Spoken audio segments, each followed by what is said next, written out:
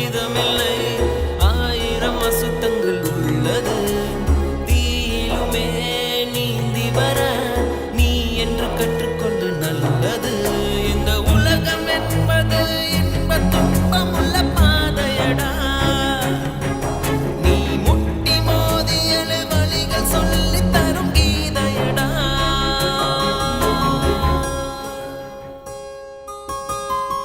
ஆராரோ பாட இங்கு தாயும் இல்லை.